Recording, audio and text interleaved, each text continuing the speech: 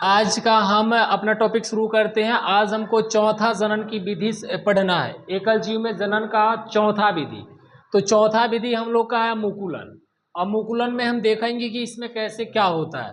तो सबसे पहला हम जानेंगे कि कुछ प्राणी पुनर्जनन की क्षमता वाली कोशिका का उपयोग मुकुलन के लिए करते हैं। देखिए, कुछ ऐसा प्राणी होते हैं जो जिनका कोशिका तो पुनर्जनन करने लायक होता है, बट वो पुनर्जनन करके और अपना नया संतति का उत्पन्न नहीं करते। कोशिका होता है, मैंने कोशिका कैपेबल होता है पुनर्जनन करने के लिए, लेकिन वो पुनर्जनन नहीं कर पाते हैं। तो वो अपना नया संतति का कैसे जन्म देंगे? तो अपना नया संतति का जन्म मुकुलन के द्वारा देते हैं। वही फर्स्ट पॉइंट है कि कुछ ऐसा प्राणी है जो पुनर्जनन करने की तो क्षमता रखते हैं, लेकिन वो कर नहीं पाते हैं। तो जब वो पुनर्जनन नहीं करते तो कौन सा जन्म के द्वारा अपना नया संतति का जन्म देते हैं? तो वो है उनका मुकुलन।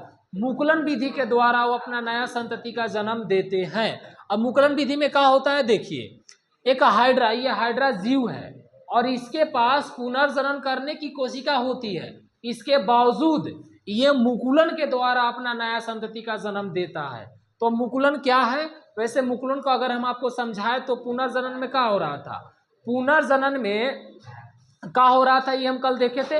आज देखिए हम बताएंगे कि मुकुलन में क्या होगा। मुकुलन में क्या होता है ना, जैसे बहुत सारे कोशिकाएं होते हैं, तो कल क्या हो रहा था, बहुत सारे कोशिका टूट टूट कर नया जीव बना रहे थे, तो उसको हम पुनर्जनन कह रहे थे।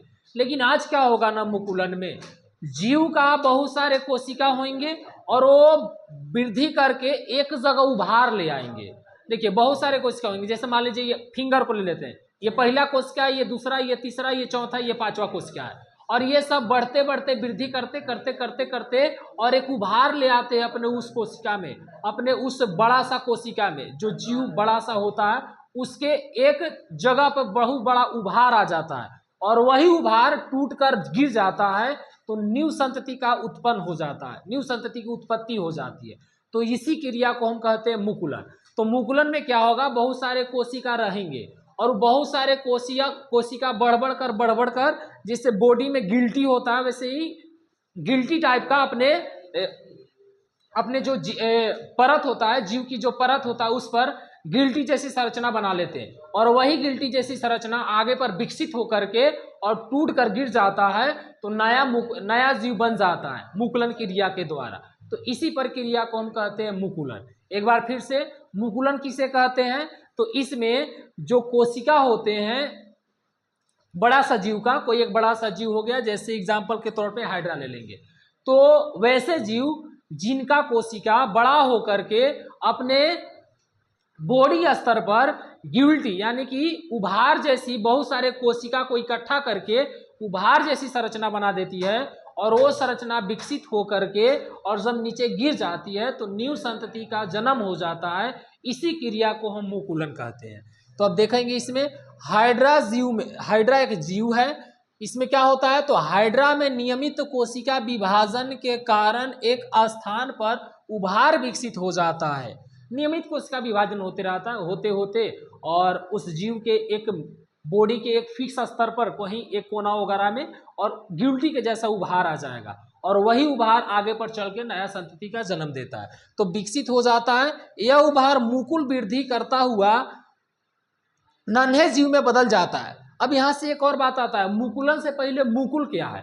तो मुकुल वही है, मान लीजिए कोई जीव है, उसका कोशिका विकसित होकर के अपने बॉडी पर उभार जैसी संरचना बना लेते हैं, तो उभार जैसी संरचना को ही हम मुकुल कहते हैं। और वही मुकुल और ज्यादा विकसित होकर के क्या करता है, नन्हे जीव में बदल जाता है, मैंने नन्हे नन्हे कोशिका में बदल जाता है। अब बदल कर क्या होता है, पुनः विकसित होकर के और फिर से जो छोटा छोटा कोशिका में विकसित हुआ था ना, वो कोशिका फिर से विकसित होकर के और नया जीव बना लेते हैं, तो अलग होकर के स्वतंत्र जीव बना लेते हैं। तो ये प्रोसेस हुआ, यही होता है आपका मुकुलन में। मोटी मोटी बात ये याद रखना है ना कि मुकुलन में क्या होता है, एक जीव होता है, उसका बहुत सारे कोशिका इकट्ठा होकर के शरीर के एक जगह पे, एक बॉडी के एक पार्ट पे और उभार जैसी संरचना ले आते हैं और वो उभार जैसी संरचना को हम मुकुल कहते हैं। और बाद में उभार जैसी संरचना विकसित होकर के छोटे छोटे नन्हे जीव बना लेता है और छोटे छोटे नन्हे जीव फिर से विकसित होकर के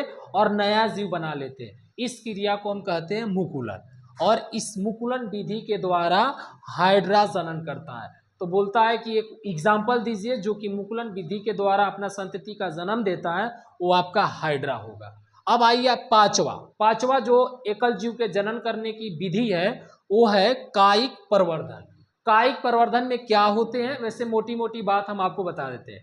कायिक प्रवर्धन में क्या होता है ना कि चाहे तो आप कोई भी पेड़ पौधा के कलम काट कर गाड़ दीजिएगा तो लग जाएगा, ये सब कायिक प्रवर्धन से होता है। अब जैसे मान लीजिए गुलाब, अब गुलाब का आपको फूल लगाना है तो एक गुलाब का हम क्या किए, वहां से उसका टहनी काट दिए और टहनी को दूसरा जगह गाड़ देंगे तो नया गुलाब का फूल बन जाएगा। मैंने एक गुलाब का फूल यहाँ था और एक गुलाब के फूल और बनाना है तो टहनी काट के गाड़ दिए तो नया गुलाब के फूल बन जाता है।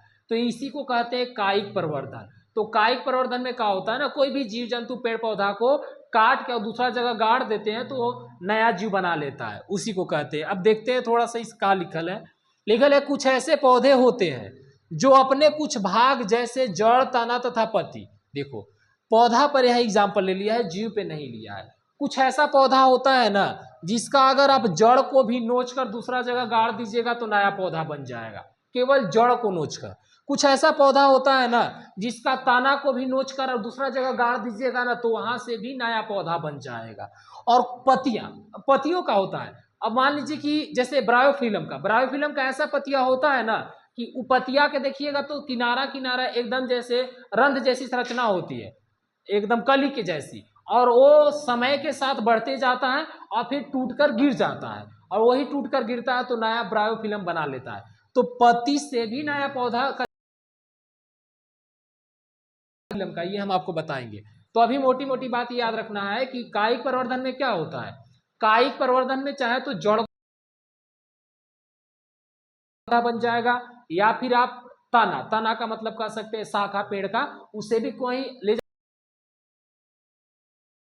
और तीसरा आपका आता है जो है वो पति,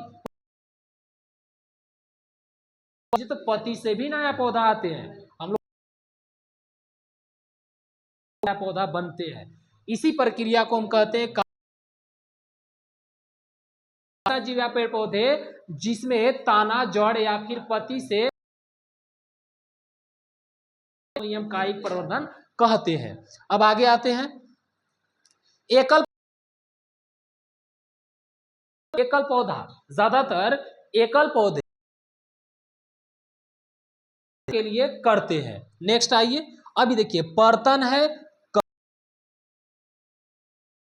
वही बीच से जो टहनी को काटते वो चीजें हो गए। और कलम, पर्तन को अगर और अच्छा डीपली समझना है ना तो ऊख पर ले सकते हैं आप एग्जाम्पल। पर्तन जैसे ऊख आप देखे होंगे, ऊख को काट दिया जाता है और दूसरा जाता है तो नया ऊख जम जाता है, तो पर्तन के द्वारा हो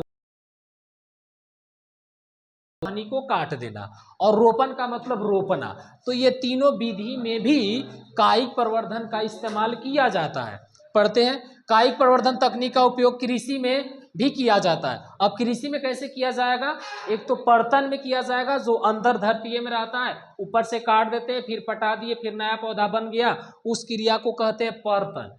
और कलम, कलम का मतलब ऐसे भी कहा जाता है कि इस पेड़ का कलम लगता है, इस पेड़ का कलम लगता है। तो कलम का मतलब होता है कोई भी डाल या टहनी का एक शाखा छोटा सा टुकड़ा, वो होता है कलम। मतलब नीचे रोपने वाला, रोप करके जो पौधा को जैसे आता है, तो यहां भी आपका कायिक प्रवर्धन का यूज होता है। आगे देखते हैं एग्जाम्पल, यह देखिए लिखल है कि गाना कायिक प्रवर्धन के पर्तन विधि के द्वारा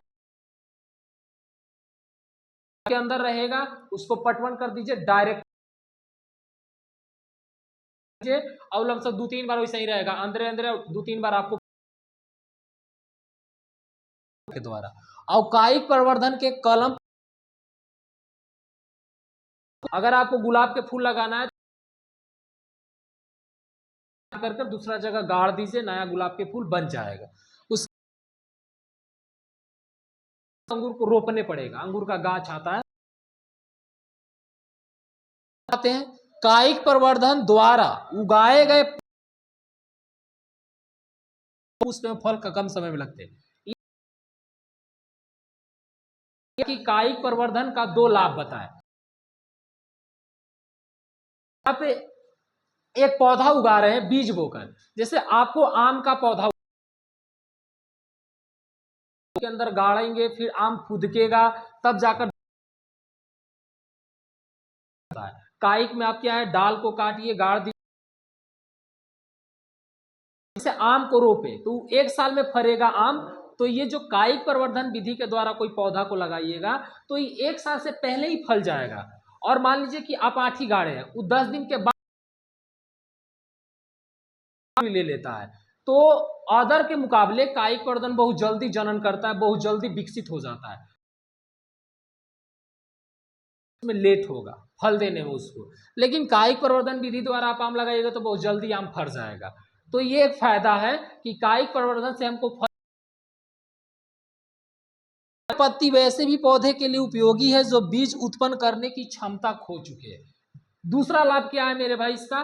दूसरा लाभ ये है ना कि ये विधि वहां भी काम आ जाएगा कि जहां कोई पौधा बीज नहीं कर, अब जैसे केला, अब केला का बीज नहीं होता है, बिया नहीं होता है कि आप रोप दीजिएगा तो नया केला बन जाएगा। इसके लिए आपको कायिक प्रवर्धन नियम का यूज करना पड़ेगा, तब जाके नया केला का जो पौधा है वो तैयार होगा। जैसे यहाँ लिखल है, किधर गया भाई, केला या संतरा भी, संतरा का भी बीज होता है, लेकिन ये लिखल है कि पत्ती वैसे भी पौधे के लिए उपयोगी है जो भी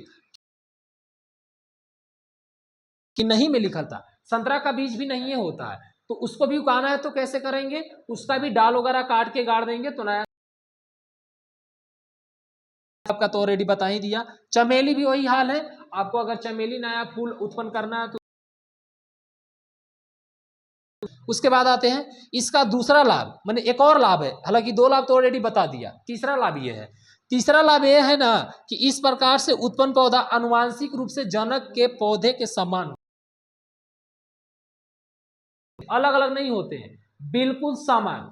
जैसा पौधा का आप टहनी काटिएगा और जो नया पौधा होगा सेम टू सेम वैसा ही पौधा होगा, आनुवांशिक रूप से बिल्कुल सेम होता है। इसका दूसरा लाभ है। अब अदर में क्या होता है ना, थोड़ी थोड़ी। नेक्स्ट आइए, लास्ट है, ब्रायोफिल्म के पत्ती पर कलिकाएं होती है जो विकसित, जैसे ऑलरेडी हम आपको बता दिए कि जो ये कायिक प्रवर्धन होता है ना, ये तो चाहे ये पर्तन से, और आपको बताए थे कि जड़ भी आप काट के लगा दीजिए तब वो नया पौधा आएगा, तना भी काट के लगा दीजिए तब वो नया पौधा आएगा, और पत्ती को भी तोड़ के नीचे कहीं फेंक दीजिए तब वो नया पौधा आ जाएगा। तो वैसा कौन सा पत्ती है? ये सिंपल पत्ती में तोड़ लीजिएगा कोई दूसरा का, और गाड़, जैसे अमरूद का नया पौधा उसी कोई कोई पत्ती में आता है। जैसे ब्रायो जो किनारे किनारे एक कलिकाएं के द्वारा कुछ आकृतियां होती है, उसको अगर आप वहां से नोच के तो नया ब्रायोफिल्म की